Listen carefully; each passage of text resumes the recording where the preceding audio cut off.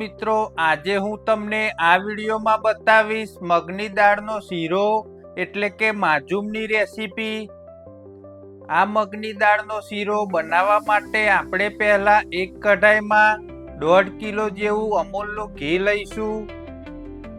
તેની પહેલા આપણે 1.5 કિલો મગની મોગર દાળને પાણીમાં પલાળી રાખીશું।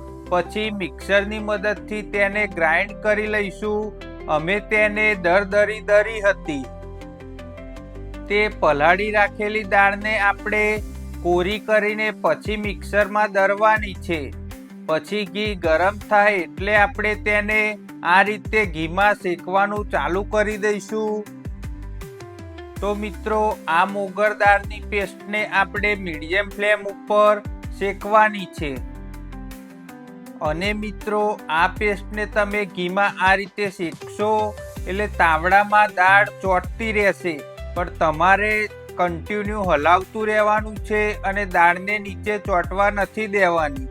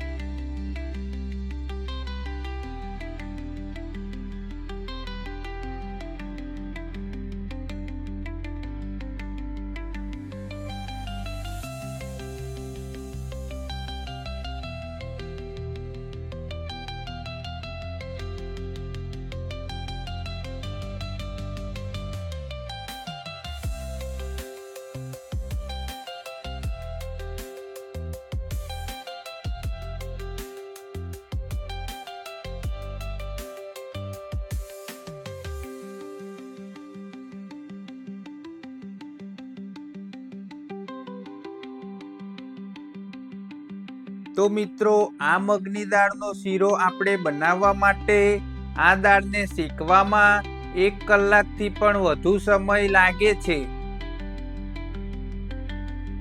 આ શીરો બનાવવા માટે તમારે ગેસનો ફ્લેમ એકદમ મીડિયમ રાખવાનો છે।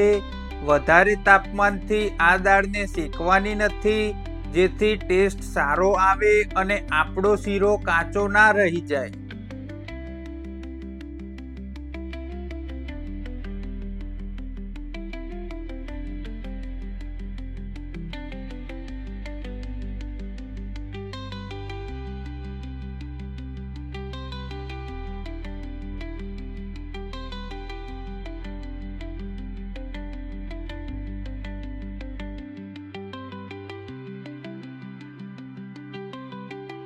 જેમ તમે આ દાળને શેકતા રહેશો તેમ તેનો રંગ બદલાતો રહેશે।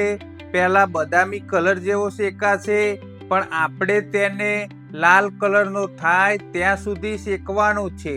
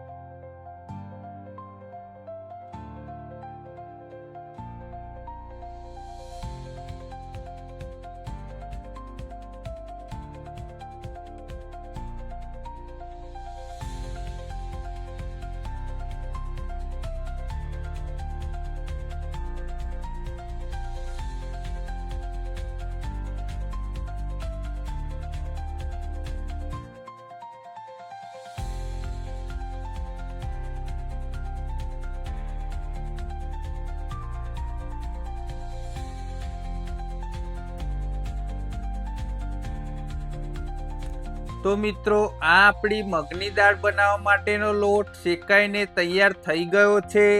તમે વિડીયોના માધ્યમથી જોઈ શકો છો કે કેવો લાલ કલરનો અમે લોટ શેક્યો છે. લોટ શેકાઈ જાય પછી આપણે બીજી બાજુ 1 કિલો અને 500 ગ્રામ ખાંડ લઈને જરૂર મુજબ પાણી નાખીને તેની મધ જેવી ચાસણી બનાવવા માટે મૂકી દઈશું.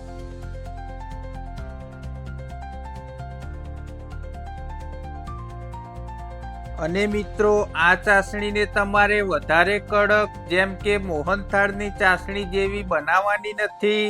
આપણે જેવી ગુલાબજાંબુની મધ જેવી ચાસણી બનાવીએ છીએ તેવી જ ચાસણી આમાં બનાવીને નાખવાની છે. તો મિત્રો આ ચાસણી તૈયાર થઈ ગઈ હતી. તો આપણે તેને આ મગની દાળના શીરામાં એડ કરી દઈશું.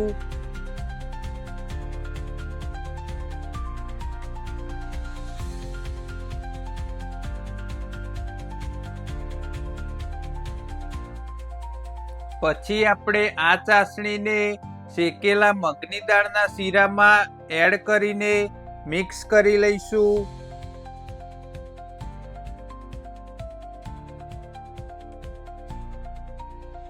તો મિત્રો આ આપણો મગની દાળનો શીરો બનીને તૈયાર થઈ ગયો છે. કાજુ, દ્રાક્ષ અને બદામની કતરણ અમે બીજા દિવસે સવારે નાખવાના છીએ, કેમ કે આ રેસીપી મેં અમારા કેટરિંગના ઓર્ડર માટે બનાવી હતી. તો જો તમારે તૈયાર બનાવીને ખાવાનો જ હોય તો તમે અત્યારે નાખી શકો છો. પછી આપણે આ શીરાને એક બાઉલ કે નાના તપેલામાં કાઢીને ઠંડો થવા દઈશું. પછી ફ્લેવર માટે ઇલાયચી પાવડર નાખીશું. તો મિત્રો આ વિડીયો પસંદ આવ્યો હોય તો લાઈક, કોમેન્ટ અને શેર કરી દેજો.